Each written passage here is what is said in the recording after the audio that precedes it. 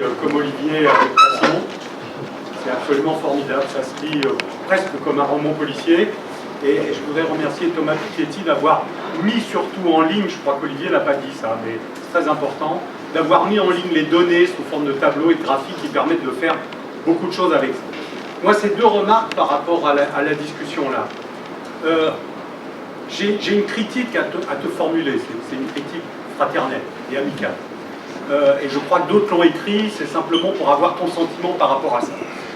Tu décris le capital sous sa forme patrimoniale, c'est-à-dire l'accumulation qui permet que ça se transmette. Et finalement, qui fait qu'il y a une partie de la population très restreinte, 1%, 0,1, enfin peu importe, les statistiques qui détient, on sait que ça détient la majorité des richesses, il y a des choses qui ont été publiées récemment là-dessus. Mais le capital, c'est pas seulement ça. Ça, c'est le résultat. Le capital, je crois, je parle sous ton contrôle, je crois que le capital, c'est l'établissement d'un rapport de production sociale dans lequel il y a une extraction de la richesse qui est faite par une partie de la population dont on peut discuter historiquement de son parcours, il est différent suivant les sociétés, etc., etc. Mais ça aboutit à ça. Donc le capital, c'est pas simplement, pour prendre une image qui n'est qu'une image, un gâteau qu'il faudrait ensuite se partager. Répartition des richesses. C'est bien de pouvoir le faire. Deuxième problème, pour avoir ton sentiment par rapport à ça, c'est que moi je trouve que la réforme fiscale que tu as préconisée, et sur laquelle tu as aussi mis des tableaux, des graphiques en ligne qui sont assez formidables, hein, du point de vue de la possibilité que ça constitue un outil de travail, le problème historique que je vois, parce qu'il faut situer les choses dans leur contexte, ça, il y a 30 ans, ou avant la guerre, sous Roosevelt par exemple, une forte progressivité de l'impôt, même si elle n'était pas parfaite, elle a existé dans des sociétés capitalistes.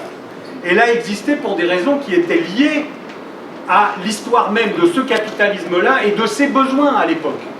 Or, aujourd'hui, et c'est pour ça que c'est, excuse-moi, mais enfin bon, dire c'est réformiste par réformiste, c'est absolument inepte par rapport à la question, mais je pense que la réforme fiscale que tu préconises, sur laquelle on peut discuter des détails, mais peu importe l'esprit de cette réforme fiscale, il est en contradiction avec la possibilité aujourd'hui, dans la société française ou américaine ou anglaise, enfin celle des pays capitalistes avancés, pour des gouvernements ou pour la gauche, entre guillemets, de faire quelque chose. C'est-à-dire le réformisme lui-même est dans une impasse par rapport à cette question-là. D'accord ? Troisième chose, et dernière, qui n'est pas une critique, c'est sur les mesures que tu préconises. Moi je suis d'accord, y compris avec ce que tu as dit oralement à la fin, tout ça se discute. La remarque qu'on peut faire quand même, et je pense que tu la reconnaîtrais et tu la reconnaîtras facilement, je t'ai entendu le faire, donc je suppose que tu le fais, mais les nationalisations en soi n'ont rien résolu. Quand il y a eu des nationalisations en France, en Angleterre, enfin la grande vague qu'il y a eu de l'État, entre guillemets, providence après la guerre, ça répondait à un certain contexte, je ne vais pas développer ici, mais ça n'a rien résolu dans le sens où l'exercice du pouvoir au sein des entreprises et de la société n'a pas été modifié. Donc les mesures que tu préconises sur l'impôt ou sur d'autres, ou l'éventuelle nationalisation de secteurs qui sont aujourd'hui privés, ou renationaliser des secteurs privés des secteurs publics qui sont devenus privés, tout ça c'est un levier, mais à condition que les formes de pouvoir et de décision dans l'intérêt des salariés de ces ensembles-là et de toute la société, donc de la politique en général, soient modifiées. Ce qui veut dire qu'on ne peut pas avoir, et je ne crois pas que tu l'aies d'ailleurs, une vision économique de la transformation. La transformation, c'est une question politique avec des aspects économiques qui doivent être concrets et pas des principes abstraits, mais qui suppose non seulement une mobilisation de la population, mais un horizon qui transforme la manière de vivre et d'exercer le pouvoir et de prendre les décisions. Voilà. Je pense que j'écris le livre, vraiment, je ne suis pas sûr qu'ils aient forcément ouvert le livre, parce que dès le premier chapitre où je définis le capital, je prends comme premier exemple le capital négrier, la possession de personnes sur d'autres personnes. Donc qu'est-ce qu'il y a comme relation de pouvoir, de domination plus extrême que ça? Et toutes les relations de propriété sont comme ça. Et toutes ces relations de propriété se règlent ensuite par des rapports de force, des régulations, mais c'est vrai aussi pour le capital immobilier. Les relations entre un propriétaire et un bailleur, ça se régule ou ça se régule pas par des régulations des loyers, par l'impossibilité d'évacuer les propriétaire lorsqu'on n'en veut plus. Enfin, tout ça, c'est des lois, des règlements, des rapports de force. C'est toujours ça la propriété. Et ça, vraiment, de la première à la dernière page du livre, j'essaye de le montrer. Donc et ça n'empêche pas par ailleurs de regarder des statistiques sur la répartition des patrimoines, la répartition de la propriété et sur l'impôt progressif. Donc il ne faut pas opposer comme ça une approche qui se voudrait révolutionnaire, qui prend le capital comme une relation de pouvoir, et une autre qui l'ignorerait et qui se ferait que des statistiques. C'est pas du tout comme ça que ça marche. Enfin, c'est pas du tout comme ça que mon livre fonctionne, en tout cas. Et donc j'invite tous ceux qui veulent se faire une idée à l'ouvrir. Mais je veux dire vraiment, oui, je suis d'accord, le capital, c'est d'abord et avant tout une relation de pouvoir, un rapport social, un rapport de production. Il n'y a rien de naturel dans le rendement du capital. Hein, donc il y avait une question sur il faut sortir du modèle néoclassique. Bah oui, je crois que moi je me sens vraiment absolument pas prisonnier d'un modèle quelconque et certainement pas du modèle néoclassique. Enfin, il n'y a rien de naturel dans le rendement du capital. Le rendement du capital, il dépend certes de forces technologiques, mais il dépend avant tout de forces humaines, de relations sociales, d'institutions, de syndicats, de rapports de force. Enfin, c'est quelque chose qui est profondément ancré socialement, historiquement. Alors, je suis désolé si je n'en fais pas suffisamment l'histoire dans tous les détails. La prochaine fois, j'écrirai un livre plus gros. Bon, non, mais un des problèmes du livre, c'est que c'est vrai qu'il prétend traiter de l'histoire de l'inégalité de la répartition des richesses dans le monde entier sur 3 siècles. Donc, forcément, avec un objet pareil, il y a beaucoup de choses très importantes qui sont pas suffisamment étudiées. La question des luttes sociales, des syndicats, elle apparaît. Je parle de l'Afrique du Sud, de Margana, mais elle n'est pas suffisamment traitée. Donc, il y a beaucoup de choses qui manquent, mais c'est pas que je les oublie totalement, c'est juste je les traite pas autant que nécessaire, mais en tout cas je suis parfaitement d'accord avec ce qui a été dit sur l'inscription toujours sociale des relations de propriété et des relations de pouvoir entraînées par le capital. Alors juste un ou deux points plus précis. Pour moi, vraiment, la question, et je voudrais vraiment essayer de revenir sur cette discussion que j'ai essayé d'introduire dans ma présentation, c'est vraiment comment, concrètement, on réorganise, on renverse les relations de pouvoir dans l'entreprise. Donc, est-ce qu'il suffit de dire, bon, c'est très simple, on prend la loi allemande, il y a 50% de droit de vote pour les représentants des salariés au conseil d'administration, et on fait passer le 50 à 60, 70, 80, 90, 99, 100, si tu veux. Est-ce que c'est juste ça? Est-ce qu'on a réglé tous les problèmes une fois qu'on a écrit ça?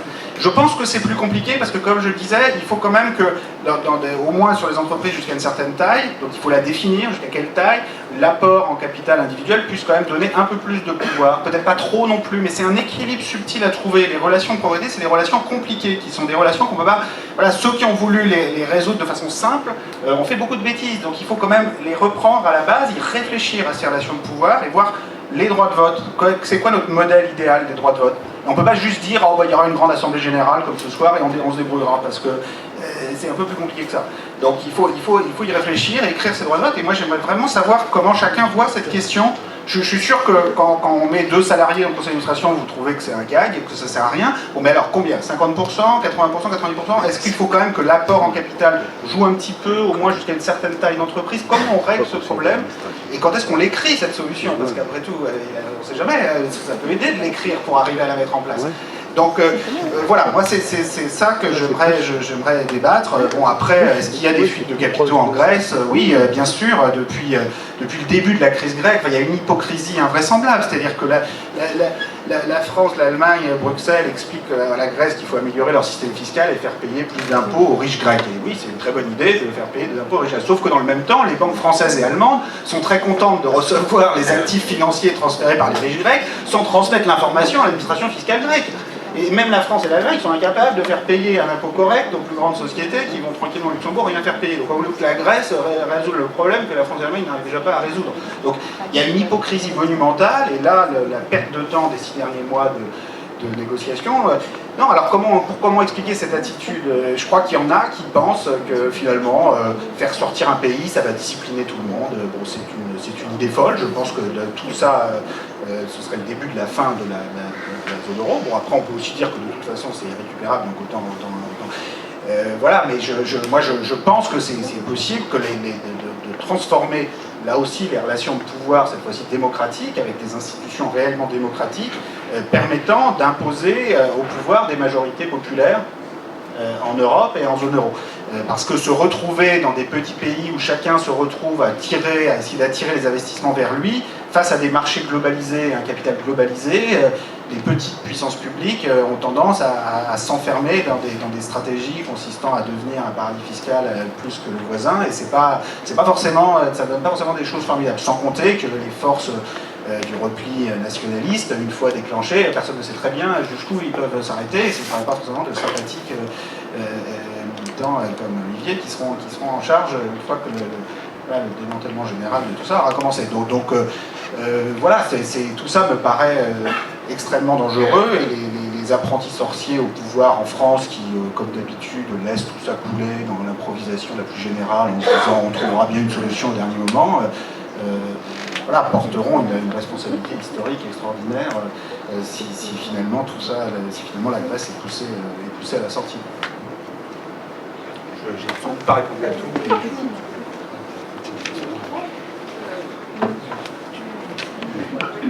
Bonjour, moi j'ai deux. Ma première question, c'est par exemple pour financer tout un tas de projets, pourquoi est-ce que plutôt que s'endetter, on ne créerait pas de la monnaie? Et moi je sais que si ça part dans un cadre de financement de projet, par exemple, ça ne crée pas nécessairement de l'inflation. On parle souvent de l'inflation, mais ce n'est pas quelque chose qui est forcément corrélé à la création monétaire. Donc déjà pour moi ça peut être une solution, et je voudrais voir comment un économiste l'envisage.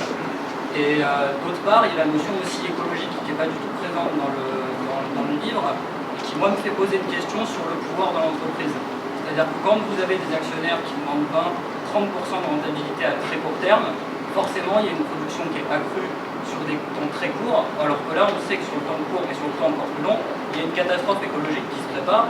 Et donc en fait, est-ce que redonner le pouvoir aux employés dans l'entreprise, c'est pas aussi prendre ça en considération, c'est-à-dire de dire que c'est des gens qui vont pas rechercher des seuils de rentabilité qui sont aussi élevés, et une course au profit et donc à la production qui soit aussi forte, et mais une conscience citoyenne justement qui prenne en compte les intérêts de tous et l'intérêt commun, et qu'on appelle une conscience de classe. Et moi ça me paraît assez évident dans le rapport de force dans l'entreprise.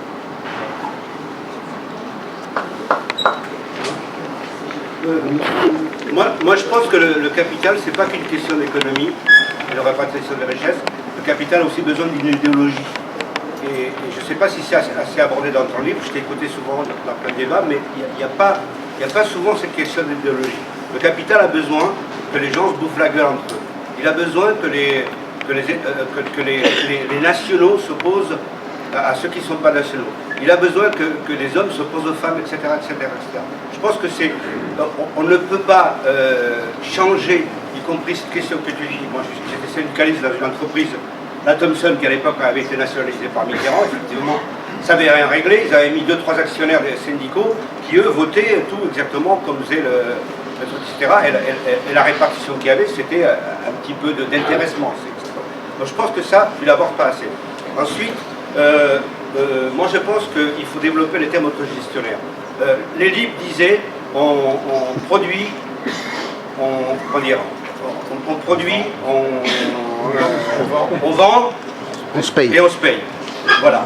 En Argentine aujourd'hui, il y a des dizaines et des dizaines d'entreprises qui essaient de s'émanciper du système avec les limites, etc. Un peu sur le même modèle. Il y a aussi en Grèce, je crois, quelques entreprises un peu comme un journal qui a été ouvert et tout. Et je pense qu'on doit avancer aussi cette idée d'autogestion, de partage du pouvoir, des richesses, etc. Mais aussi avec une question idéologique. Et pour terminer, moi je suis dans le mouvement Podemos en Espagne. En Espagne, par exemple, Podemos s'appuie sur plein de petites boîtes. Voilà, je suis un afro-réformiste. Plein de petites boîtes où il y a 2, 3, 4 personnes qui sont rassemblées pour produire de l'énergie solaire, par exemple, des choses comme ça. Et la banque, le capital, l'État les empêche parce qu'ils veulent les taxer. Donc jusqu'où on peut aller dans ce type d'expérience sans à un moment donné se poser la question de qui détient l'argent et cet argent-là, où il va, comment il est distribué et par qui il est distribué. Ça ne peut pas se poser au sein d'une entreprise. La solution ne peut pas venir au sein d'une entreprise. Prenons par exemple la production de bagnoles. Bon. Il y a plusieurs questions qui se posent. Est-ce que c'est pertinent d'avoir une société qui est structurée autour de la voiture? Est-ce qu'avec la crise écologique, c'est pertinent de concevoir les bagnoles telles qu'elles sont conçues aujourd'hui? Est-ce que c'est pertinent de vouloir avoir une rentabilité du capital de... voilà. Donc, Et ça, quand on est au niveau de l'entreprise, c'est pas soluble comme problème. Les syndicalistes allemands, quand ils sont dans le conseil d'administration, ils sont obligés d'écouter ce que dit le patron. Si on n'a pas telle rentabilité, si on n'a pas tel moyen dans la concurrence internationale, ça ne marche pas. Et en France, aujourd'hui, on fait avaler n'importe quoi aux salariés sur le thème « on est en guerre économique, il faut qu'on soit rentable, c'est pas possible de... » etc., etc. Et donc, au sein d'une entreprise, on ne résout pas ce problème-là. On ne résout ni ce problème de la concurrence, ni le problème des choix sociaux. C'est pour ça que la question, outre le fait que, en quoi c'est normal qu'un capitaliste qui a gagné son fric sur le dos des autres continue à avoir des pouvoirs supérieurs aux salariés qui lui a permis...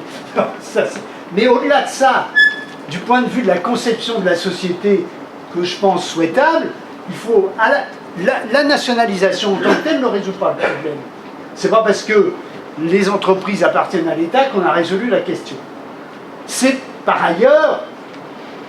il faut arriver à avoir un système où, à la fois, les capitalistes ne peuvent plus déterminer des choix fondamentaux de la société, la rentabilité, tout ça, et une possibilité pour les salariés de gérer eux-mêmes leur entreprise. C'est un mix de pouvoir global, où on décide des grands choix par la démocratie, et un pouvoir d'autogestion qui peut, à ce moment-là, se discuter.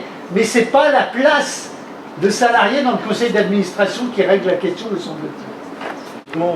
L'intervention de Charles au début et l'intervention de Patrick posent en fait une vraie question qui nous...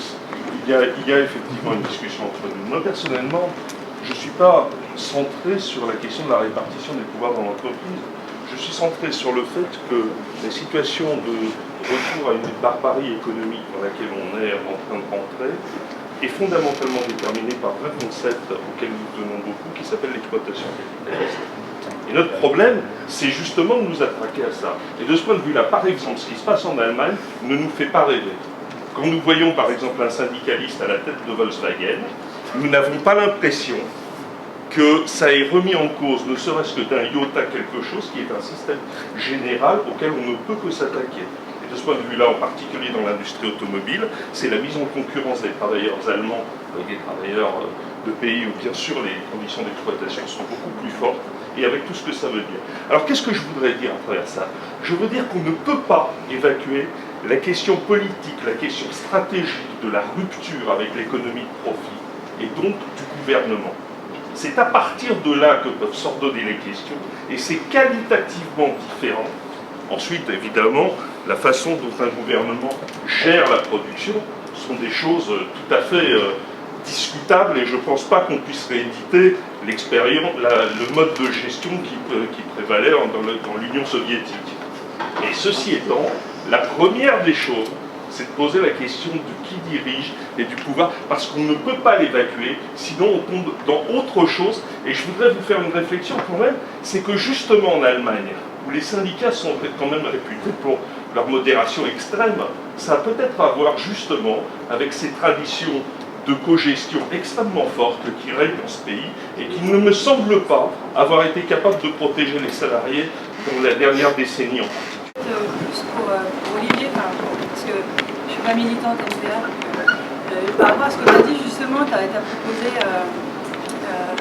Thomas parlait alors le système allemand, 50%, puis on monte à 60, 70, 80, 90, on part directement de 80, ou qu'est-ce qu'on fait pour les artisans, pour les toutes petites boîtes, machin, ça. Moi j'aimerais bien savoir éventuellement quelle est la position d'Olivier sur cette question. Et donc je suis assez d'accord, moi je pense par contre que la répartition du pouvoir dans l'entreprise, la manière dont dès le début les moyens de production en fait, se répartissent, que le fruit de ces moyens de production se répartissent, c'est essentiel. Une réforme fiscale ça ne suffira pas, une nationalisation non plus, parce que bon, on l'a vu, voilà, il faut qu'à la base il y ait un filet de sécurité, on va dire, dès le début de la production pour que ce soit réparti plus correctement. Le problème, c'est que si on place tout le pouvoir au sein des entreprises, donc c'est les travailleurs qui ont le pouvoir, la question que je me pose moi, étant donné l'augmentation, enfin j'ai l'impression un peu structurelle du chômage dans 30-40 ans, est-ce qu'on aura besoin que tout le monde travaille? Et du coup, si c'est les travailleurs qui ont le pouvoir, comment on fait pour les autres qui sont en fait exclus presque aujourd'hui de ce luxe qui est le fait d'avoir un emploi? Voilà, Le le montant auquel s'élève le patrimoine mondial privé. Vous en parlez un peu dans le livre en disant qu'avec la fuite des capitaux, on n'arrive pas tellement à le chiffrer. Mais est-ce que vous avez une tranche à donner de ce montant? Économie. C'est tout à fait louable donc d'avoir une attitude critique par rapport à l'économie, par rapport surtout au capitalisme, et aussi d'ouvrir l'économie à d'autres disciplines. Mais pourquoi ne pas revenir à la notion même d'économie et s'émanciper justement du conditionnement du capitalisme sur cette notion? Parce que à l'origine, ce mot n'a strictement rien à voir avec les aspects financiers. Et bien au contraire, d'ailleurs, c'est ces deux mots. Il y aurait, c'est l'administration d'une maison, mais on peut aussi le déployer d'autres manières en pensant habiter l'habitat.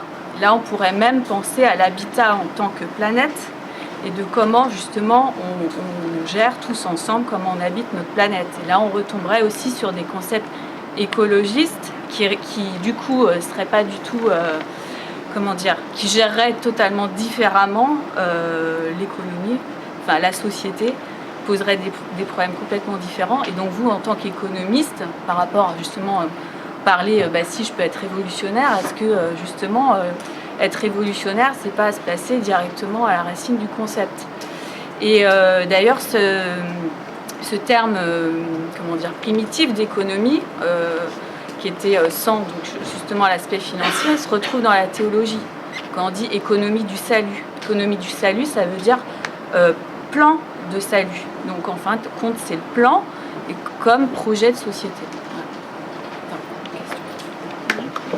Donc, il y a une telle concentration maintenant des capitales, des revenus, du patrimoine, que une réforme fiscale est évidemment intéressante. C'est pas ça qui va amener la révolution, mais ça peut permettre de rétablir une certaine possibilité d'accumuler des biens par autre chose que les plus riches. Mais pour ça, moi, il me semble que d'abord, il faut appréhender la richesse là où elle est, c'est-à-dire dans les entreprises. Alors moi, je n'ai pas réfléchi à savoir quel est le taux, s'il faut que les salariés aient un pouvoir dans l'entreprise. Moi, ce qui me semble, c'est qu'il faudrait des juges de compte, puis il faut avoir des pouvoirs des salariés qui soient indépendants des conseils d'administration. Mais c'est un peu compliqué, c'est vrai que c'est un concept que je me mets très mal. Mais après, dans la réforme fiscale, c'est vrai qu'une progressivité de l'impôt sur le revenu, c'est quelque chose qui n'existe plus du tout. Les 14 tranches qui existaient n'existent plus. Donc, je pense que ce qu'il faut revendiquer, c'est une nouvelle progressivité, un impôt sur les biens, l'ISF en gros, mais c'est pas suffisant. Donc, parce que c'est tellement énorme ce qui s'est passé que c'est pas suffisant. Donc, il faudrait trouver une méthode qui soit pas fiscale. Moi, je crois pas qu'on fera la révolution avec la fiscalité. Ça ne paraît pas être une bonne méthode, mais comment est-ce qu'on peut appréhender tout ce qui a été volé depuis des années par justement la fiscalité en faveur des plus riches, par l'accumulation, parce qu'aussi les droits de succession, c'est une catastrophe. Tout ça, dans le plus grand secret, c'est fait, a permis cette accumulation. Donc comment est-ce qu'on fait? Alors j'ai vu mais ça ne me paraissait pas assez développé ce qui est dit pour arriver à ça, à cette façon de redistribuer. Pour ça, j'aimerais bien avoir plus d'informations. Non, excuse-moi, derrière, tu vas prendre. Moi, je crois, et j'avais pas de maintenant, c'est vraiment une stratégie qui devrait être beaucoup plus radicalisée. Je voudrais voir votre opinion sur ce fait. Ça pouvait être facile d'avoir vraiment un accord honnête entre la Grèce et les institutions européennes ou pas? Oui, dans tout le parcours historique, je vais associer Olivier la question à vous deux. Dans tout le parcours historique que tu fais dans ton livre, quelles sont les expérimentations sociales dont tu aurais envie de dire voilà ce qu'un gouvernement de gauche devrait soutenir? Vous savez que les gouvernements sont très forts pour soutenir des expérimentations capitalistes, des expérimentations terrifiantes. Mais est-ce que tu as rencontré des expérimentations sociales au niveau international et dans toute cette histoire où tu pourrais dire voilà une expérimentation que là, un vrai gouvernement de gauche soutiendrait telle expérimentation? Ça rejoint le problème de ta conclusion qui ne peut pas nous convaincre. Quand tu dis 30% des élus au conseil d'administration, ça c'est une expérience dont tu nous parles, puis 40%, puis 50%, puis 60%. Parce que là, on retrouve peut-être un débat sur la nature du capital. Parce que cette expérience-là, elle ne met en aucun cas en cause la nature du rapport social-capitaliste. On le sait sous une autre forme avec les fonds de pension. Quand des fonds de pension, donc quand les retraités prennent le contrôle d'une entreprise par le biais d'un fonds de pension, ça ne change en aucun cas le rapport social. Au contraire, ça le complexifie et ça le rend encore plus cruel quelque part, puisqu'on va falloir pour nous les actifs pour payer les retraites par le biais de ce fonds de pension. Donc on voit que le rapport capitaliste, dans ce cas-là, n'est pas du tout brisé, il est réactivé autrement. Je pense que l'exemple allemand que tu nous donnes ne peut pas nous convaincre parce que cette expérimentation-là, si elle pourra employer le mot d'expérimentation, je ne suis même pas sûr tellement c'est institutionnel, elle ne met absolument pas en cause ce que nous entendons, nous, par rapport social pour définir le capital. Mais est-ce qu'il y a d'autres expérimentations dont tu aurais envie de dire, là, ça a été intéressant. Et je pose évidemment la même question, Olivier, parce qu'on a besoin de mettre en avant des expérimentations qui nous permettent de repenser que des projets anticapitalistes sont possibles. Et pour remettre un peu au centre le problème de l'écologie, parce que Piketty parle que le rapport du patrimoine sur les revenus tend tendanciellement au taux d'épargne sur le taux de croissance. Donc pour diminuer cet écart, il faut soit augmenter le taux de croissance, soit diminuer le taux d'épargne, ou les deux à la fois. Alors au taux de croissance aujourd'hui, est-ce qu'on peut revenir à un taux de croissance au niveau mondial de ce qu'il était dans les années glorieuses, les France glorieuses, pour des considérations tout simplement écologiques aujourd'hui. Parce que la croissance, c'est quand même fortement lié à la consommation d'énergie, aujourd'hui d'énergie fossile, et vu les exigences qui mettent en avant le GIEC, font en sorte que cette option est quand même relativement optionnelle. La deuxième solution, diminuer effectivement le taux d'épargne par un impôt mondial, même si dans le livre il est dit que c'est une utopie, etc., effectivement, je pense que c'est vraiment une très grande utopie, plus utopique même que l'hypothèse d'une révolution sociale. Parce que je ne vois pas le FMI aujourd'hui se transformer en organisme de collecte de cet impôt au niveau mondial pour le répartir équitablement entre les différentes nations, les différents peuples, etc. Donc, l'hypothèse exclue. La dernière solution, qui n'est pas évoquée, je pense quand même que ce serait de faire les deux, à savoir une diminution généralisée du temps de travail pour faire en sorte que l'économie soit mieux, que les valeurs, le patrimoine soient mieux réparties, sans augmentation de la croissance, et effectivement en diminuant l'épargne. Oui, j'avais une question très brève et puis une considération générale qui rejoint un petit peu ce qui vient d'être dit.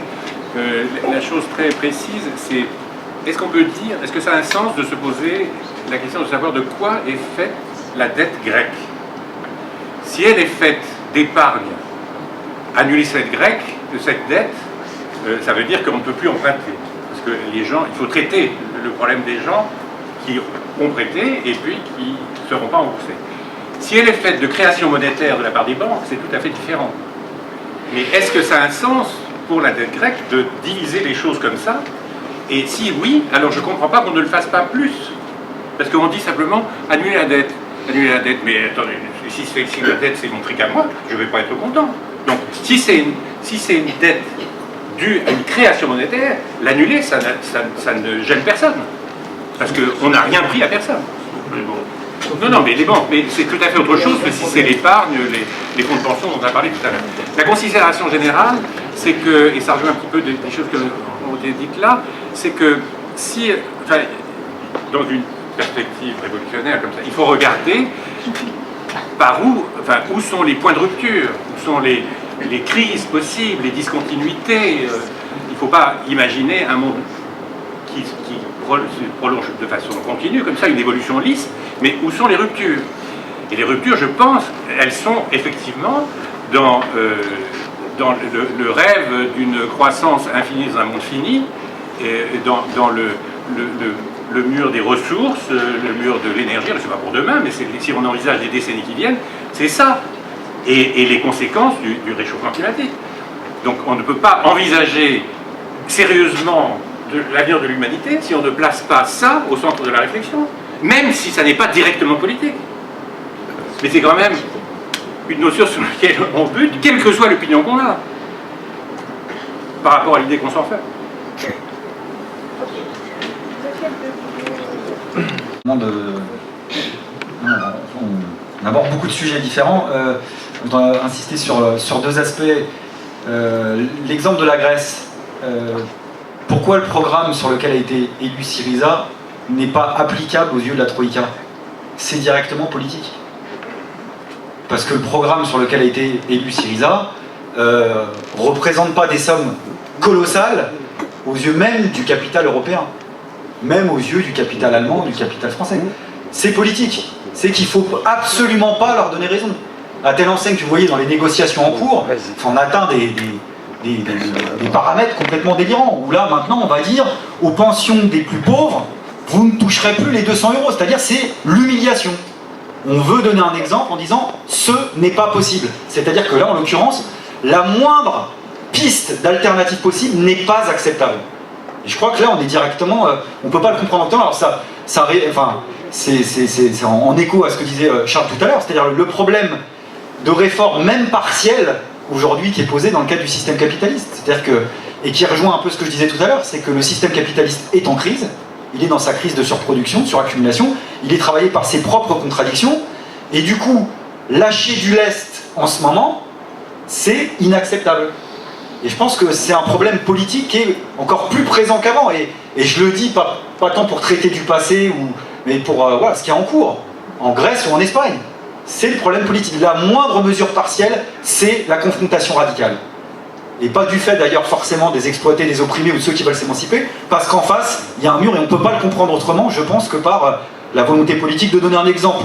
Pas simplement à ceux qui auraient la mauvaise idée de s'extirper des politiques d'austérité en Grèce ou en Espagne, mais à tous ceux qui généralement auraient la mauvaise idée de faire autre chose que ce qui a été dicté. Et c'est vrai qu'après la crise financière de 2007-2008, il y a eu un flottement, c'est-à-dire que il y a eu des options, il y a eu des discussions, y compris dans le monde capitaliste, sur comment faire pour sortir de ce bordel.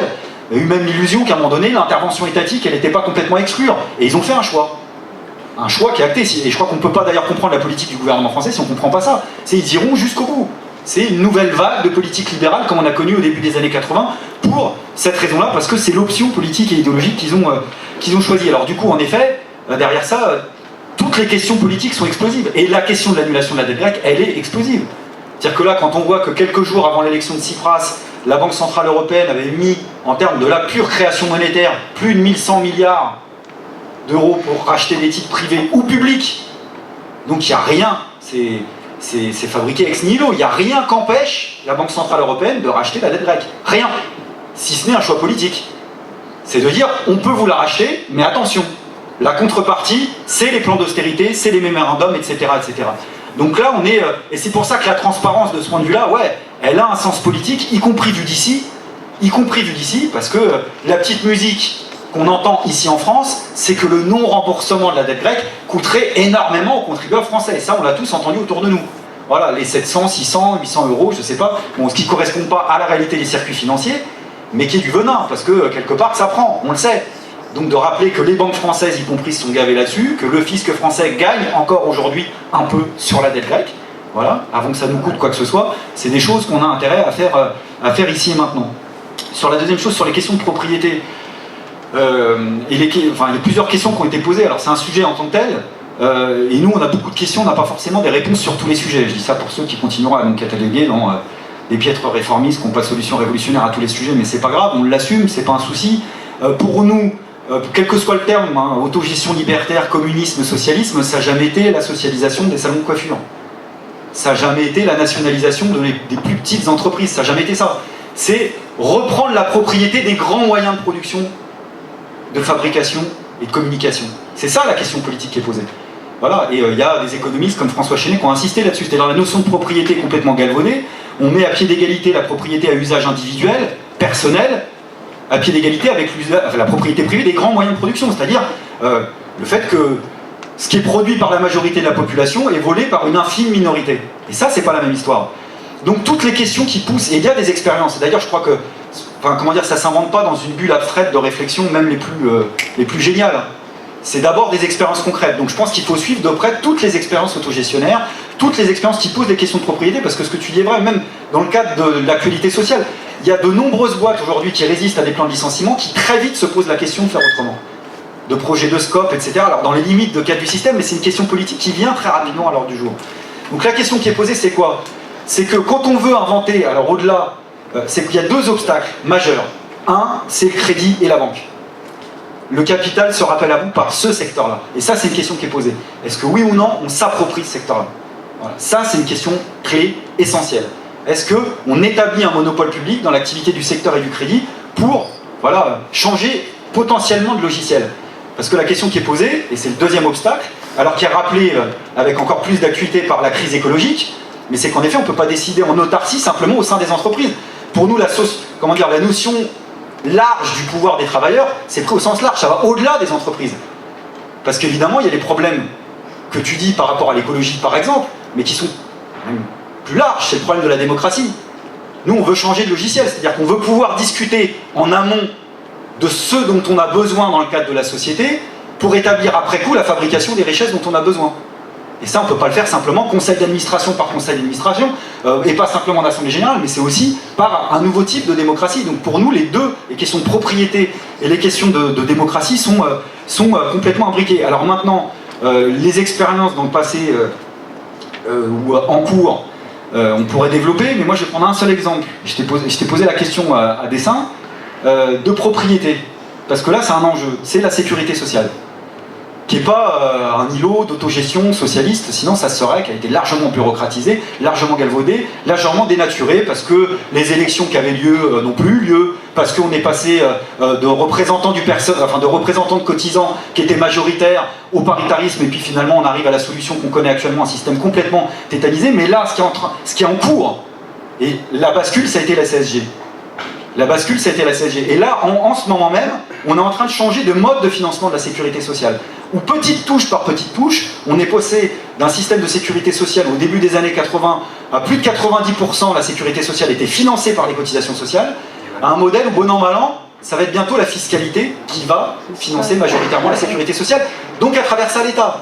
Et là, derrière ça, il y a des questions de propriété qui peuvent s'opposer, surtout que les sommes en jeu sont essentielles, sans parler des besoins sociaux que ça peut recouvrir. Donc derrière ça, là, je crois qu'il y a un débat, c'est-à-dire ce qui ne règle pas tout, hein, c'est-à-dire que le mode de financement, une fois qu'on l'a réglé, c'est-à-dire de rétablir les cotisations sociales, ça ne veut pas dire qu'on a retrouvé la bonne formule de propriété. Mais en tous les cas, il y a des points, de bascule qui se font de façon un peu inaperçue. Il y a plein d'autres sujets, mais bon, pas trop. Capable de répondre à toutes les questions, mais j'en ai plein ma feuille et je suis vraiment pas sûr d'avoir le temps et surtout d'être capable de répondre à tout ça. Donc je veux juste dire que voilà, toutes les questions posées sont passionnantes. Je vais faire quelques remarques et désolé si j'en oublie beaucoup. Alors toute la question de la répartition du pouvoir dans l'entreprise, donc déjà, je veux être très clair, moi je ne présente pas du tout le modèle allemand comme un modèle, hein. Je disais simplement, voilà, il y a un pays à côté de nous où il y a 50% des droits de vote pour les salariés au-delà d'un certain taille d'entreprise, 3000 salariés je crois, avec vote prépondérant pour les actionnaires. En France, le patronat a toujours dit que c'était impossible, que ce serait la logique, tout ça, donc je dis juste, après qu'est-ce qu'on fait?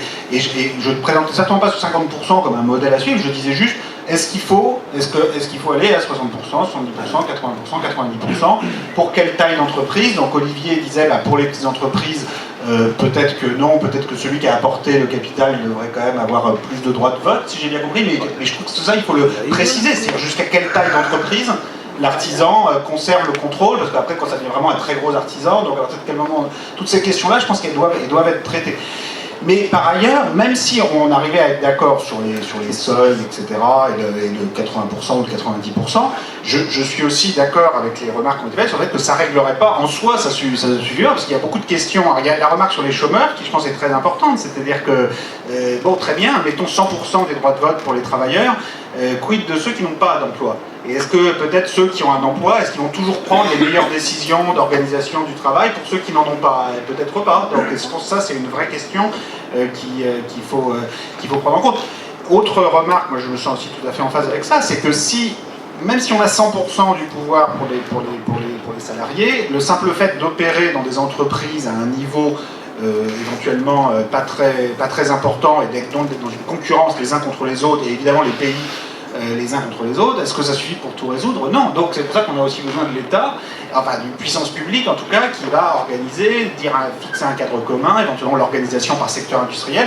Je suis d'accord avec tout ça, mais ça n'empêche que les droits de vote au sein de l'entreprise se poseront quand même de toute façon. Donc je pense que voilà, il faut essayer de traiter de toutes ces politiques en même temps. Sur le crédit, j'entends 100% secteur public. Bon, mais après, qui décide à l'intérieur du secteur public? C'est qui? C'est le Conseil des ministres qui donne le patron du Crédit Lyonnais? Ou c'est à nouveau les salariés? Quel droit de vote? Enfin, toutes ces questions, je pense qu'il faut pas avoir peur de les mettre sur le papier, de les mettre sur la table et de pas juste les laisser pour le lendemain, quoi, parce que sinon, il y a moins de chances, je pense, que le lendemain arrive, quoi. Il faut quand même accepter de reprendre tout ça. C'est pas parce qu'il y a eu des expériences désastreuses d'organisation de la propriété collective que cette question, il ne faut pas être trop défensif par rapport à cette question. Cette question, elle est posée et il faut la reprendre de plein fouet. Et toutes les remarques qui ont été faites sur les limitations de simplement augmenter le nombre de droits de vote pour les salariés, moi je les partage. En même temps, je pense que ça fait quand même partie aussi de la solution.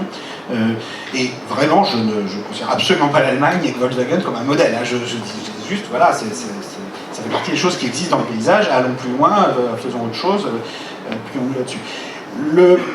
Quelques autres questions. Il y avait une question, est-ce que c'est pas l'économie elle-même qu'il faut... Oui, alors moi, je vous dis tout de suite, moi j'ai aucune identité d'économiste. Hein. Je me considère, mon travail, je suis plutôt chercheur en sciences sociales. Je pense que les frontières entre l'économie, la sociologie, l'histoire, l'anthropologie sont absolument pas claires. Les économistes parfois essayent de prétendre qu'ils ont construit une science tellement scientifique que le reste du monde ne peut pas comprendre. C'est une gigantesque blague, évidemment. Les économistes ne savent rien sur rien. Comme d'ailleurs les autres chercheurs en sciences sociales. On n'est pas dans sciences exactes, on est dans les domaines où... C'est quoi un chercheur en sciences sociales? Pour moi, c'est simplement un citoyen comme les autres qui a la chance d'être payé pour pouvoir collecter des archives et travailler dessus. C'est une chance incroyable parce que c'est un boulot que j'adore, et de faire des cours. Et voilà, j'essaye de faire le boulot, mais bon, le chercheur en social, il est plus malin que les autres citoyens. C'est juste qu'il a la chance d'avoir le temps de se consacrer à tout ça et d'essayer de mettre les choses dans l'ordre un petit peu. Bon, voilà, c'est tout. Donc moi, j'ai pas... L'économie et l'économiste, pour moi, ça n'existe pas. Ces problèmes d'argent sont les problèmes de tout le monde, beaucoup trop importants pour être laissés à un petit groupe d'experts ou d'économistes. Et bon, moi, le succès de mon livre, moi, qui est très, très international, je suis content que la langue anglaise, maintenant, représente à peine un quart des ventes au niveau mondial, donc ça permet de remettre les États-Unis à leur place et la langue anglaise à sa place, quoi. Le chinois, le japonais, le français, l'allemand, le coréen, le brésilien, l'indien, finalement revendent beaucoup plus, enfin 3 fois plus que la langue anglaise, donc ça montre qu'il y a de l'intérêt pour ces questions partout, et le succès du livre, surtout ce que ça montre pour moi, c'est qu'il y a un appétit, il y a beaucoup de gens dans beaucoup de pays qui en ont marre qu'on leur explique que ces questions sont trop compliquées pour eux, et qu'il faut les laisser à d'autres. Et donc le succès de ce livre, ça montre il y a une demande de démocratisation du savoir économique et financier, et bon, alors après...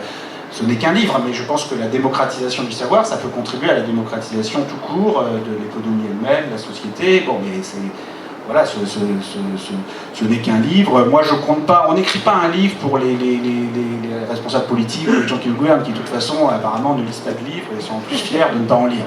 Tant pis pour eux, mais bon, après tout, il y a peut-être de temps en temps qui en lisent, ce serait mieux pour eux, et pour nous tous. Mais moi, je pense surtout le plus important, c'est que tout le monde s'approprie ces questions et ne les laisse pas à d'autres, parce que quand on dit « Ah, moi, l'économie, je comprends pas tout ça », non, on n'a pas le droit de dire ça. C'est pas une matière facultative. Voilà, il faut les prendre ces questions. C'est en les laissant à d'autres qu'on tout le monde se fait avoir. Donc il n'y a rien de technique dans ces questions, c'est des questions vraiment... Il faut y passer un tout petit peu de temps, mais je pense qu'il n'y a rien, c'est absolument lisible sans aucun bagage. Et de façon générale, toutes ces questions, ceux qui prétendent que les questions économiques et financières sont des questions techniques, disent ça pour voler le pouvoir et le garder pour eux. Mais c'est faux. Ce sont des questions simples, l'économie, c'est pas... Voilà, c'est en physique quantique, on a peut-être besoin de mathématiques compliquées ou de modèles théoriques compliqués, mais en économie, en sciences sociales, absolument pas. Ce sont des choses simples et Ceux qui prétendent le contraire sont des menteurs. Cela étant posé, je ne veux pas... Bon, il y avait une question sur le capital mondial, le capital privé mondial. Bon, grosso modo, ce qui est compliqué dans le capital, c'est qu'il y a beaucoup d'actifs financiers, il y a beaucoup de dettes financières. Mais parfois, on a l'impression d'actifs financiers très très élevés, mais avec des dettes aussi élevées. Donc ce qui compte, c'est le capital net de dette, c'est-à-dire de regarder tout ce qu'on possède en actifs, immobiliers, professionnels, industriels, financiers, moins toutes les dettes. Et il faut prendre à la fois les acteurs privés et les acteurs publics, puisqu'en gros, tout appartient toujours à quelqu'un à la fin. Hein. Soit ça appartient à des individus privés, soit appartient à des gouvernements qui actuellement ne possèdent plus grand-chose, en particulier en Europe, et ont souvent, comme je disais, des dettes encore plus importantes que leurs actifs, donc un capital net négatif, qui correspond à un capital privé encore plus positif. Hein. Et il y a d'autres pays ou d'autres périodes de l'histoire, où la Chine aujourd'hui, ou nous, il y a 30 ou 40 ans, le capital public peut représenter un quart, un tiers du capital national. En Union soviétique, ça représentait beaucoup plus que la moitié, la quasi-totalité du capital national. Et si on regarde tout ce que j'appelle le capital national, c'est-à-dire la totalité de ce qu'on possède net de dette, c'est-à-dire à la fois les gouvernements, les individus privés, c'est typiquement 4, 5, 6 années de PIB, de produit intérieur brut. Donc au niveau mondial, après tout ça, c'est des ordres de grandeur, parce que bon, c'est pas une construction sociale, hein, toutes ces statistiques, c'est pas des certitudes mathématiques, mais mettons le PIB mondial, je sais pas, c'est 70 000 milliards. S'il y a 7 milliards d'habitants sur Terre, il y a 10 000 euros de PIB par habitant. Donc si tout le monde avait le même revenu, on aura un peu moins de 1 000 euros par mois, 800 euros par mois. Bon, c'est ça le PIB mondial, 70 000. Et le capital, ça va être 5 fois ça, mettons. Donc 350 milliards, je sais pas. Enfin, c'est ce genre d'ordre de grandeur, mais bon, moi j'essaye dans le livre de montrer que toujours c'est important sur ces chiffres, c'est pas de retenir le chiffre exact, parce que de toute façon, chaque chiffre exact est toujours un peu faux, hein, mais c'est plus les ordres de grandeur qui, là, par contre, je crois, sont significatifs et permettent de ne pas se faire avoir quand les uns et les autres sortent des chiffres sur essayer de se faire une idée sur ce qui est petit ou pas petit, suivant le problème. Mais voilà un peu les ordres de grandeur. Qui détient la dette grecque et la question de la création monétaire qui est revenue plusieurs fois. Je vais peut-être conclure là-dessus, j'espère pas rater trop de choses. Au départ de l'action, la dette grecque, comme toutes les dettes publiques, elle est achetée par des banques, mais bon, après les banques, elles sont détenues par quelqu'un. C'est-à-dire que pour finir, comme je disais, le capital est toujours possédé par des individus privés ou par des États eux-mêmes. Donc c'est des individus privés qui peuvent être des petits épargnants, des moyens épargnants, des très gros épargnants qui possèdent les banques elles-mêmes. Et des fois, les gens possèdent de la dette des autres pays sans s'en rendre compte. Si vous allez à la Société Générale et vous dites, voilà, j'ai 10 000 euros ou 30 000 euros que j'ai reçus de ma tante et que je voudrais mettre sur une assurance vie, ils vont vous vendre un package de dettes européennes où vous allez vous retrouver à acheter un peu de dette allemande, un peu de dette grecque, un peu de dette italienne. Et donc avec vos 30 000 euros ou 50 000 euros, vous endettez un petit peu. Bon, maintenant, en général, vous endettez pas beaucoup. C'est-à-dire que quand même, le patrimoine, c'est extraordinairement concentré. C'est-à-dire que c'est... la création monétaire. Alors, j'allais y venir. Mais au départ de l'action, ce sont des banques privées, c'est pas la banque centrale qui a acheté la dette grecque, ce sont des banques privées, et donc ça correspond soit aux actionnaires privés de la banque qui placent leurs fonds de cette façon-là, donc des gros épargnants, si vous voulez, c'est des gros détenteurs de droits, soit des gens qui ont simplement 10 000 euros, et des gens qui ont 100 000, et des gens qui ont 1 million, et des gens qui ont 10 millions, et des gens qui ont 1 milliard, enfin il y a toute la gamme. Hein. De toute façon, la société, il n'y a pas des trous dans la distribution, hein. Il y a une distribution qui est continue, alors avec des ruptures, mais il y a toujours un peu de monde à tous les niveaux. Et c'est ça au départ la dette publique. Alors, sauf qu'ensuite, ce qu'on peut faire pour sortir d'une crise de dette publique comme ça, c'est faire intervenir, et c'est ça qui a commencé à se produire, la Banque Centrale Européenne. Alors, malheureusement, on a aussi foutu le FMI dans cette histoire qui est une bêtise sans nom, parce que là, ça a rendu tout le processus encore plus technocratique, encore moins transparent et démocratique, c'est le moins qu'on puisse dire, parce que toutes ces réunions de la Troïka, personne n'a aucune idée de ce dont ils parlent, chacun dit ah oui, il n'y a pas assez de réformes, pas assez de réformes, ils ne savent même pas les réformes dont ils parlent, enfin, il n'y avait pas de délibération publique. Bon, et le FMI de ce point de vue-là était une catastrophe supplémentaire. Mais si on retirait cette histoire de FMI, une solution qui pourrait tout à fait exister, c'est effectivement que la Banque Centrale Européenne rachète une part croissante de la dette grecque, ce qu'elle a déjà fait, une part croissante de la dette des autres pays. On pourrait très bien imaginer que toutes les dettes au-delà de 60% du PIB soient rachetées par la Banque Centrale Européenne, qui ensuite, on peut avoir un moratoire, il peut être infini ce moratoire, il peut être quand la croissance aura retrouvé au moins la trajectoire qui était celle d'avant la crise de 2007-2008, qui déjà reprendra du temps, parce qu'il y a plein de pays chez l'Europe qui sont très en dessous de leur niveau d'activité. Donc tout ça est parfaitement possible. Et c'est une solution qui est un peu plus ordonnée par rapport à la solution du défaut bête et méchant sur une dette détenue par des banques privées, parce que là, le problème, c'est que vous ne savez pas toujours très bien qui va payer. C'est-à-dire qu'il peut y avoir des gros actionnaires de la banque qui payent, très bien, mais vous pouvez aussi avoir des plus petits déposants et vous ne maîtrisez pas très bien. C'est un peu comme l'inflation, c'est très puissant comme solution, mais qui est le payeur final du truc, c'est pas toujours très clair.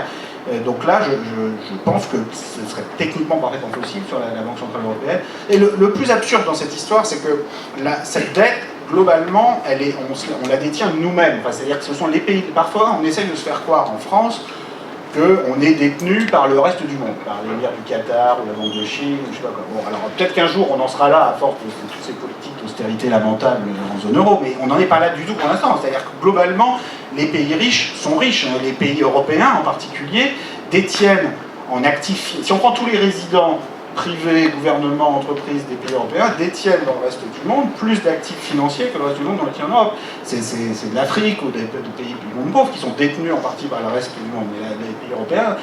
Donc la dette, en particulier la dette publique de la zone euro, c'est une dette interne. C'est-à-dire qu'on détient tous, les épargnants français, petits ou très gros, détiennent un peu de la dette allemande, les épargnants allemands détiennent une partie de la dette italienne, mais finalement, au total, sur les pays de la zone euro, c'est une dette qui est rigoureusement interne. Donc ces intérêts, on se les paye à nous-mêmes, alors à certains plus que d'autres, mais c'est là que c'est complètement absurde cette histoire. C'est-à-dire que si on prend au niveau de l'Union européenne, on dépense 200 milliards d'euros par an à se repayer les intérêts de la dette à nous-mêmes, alors que le budget total d'Erasmus sur toute l'Union européenne, c'est 2 milliards par an. On pourrait juste faire le contraire, quoi. On prend les 202 puis on inverse les chiffres.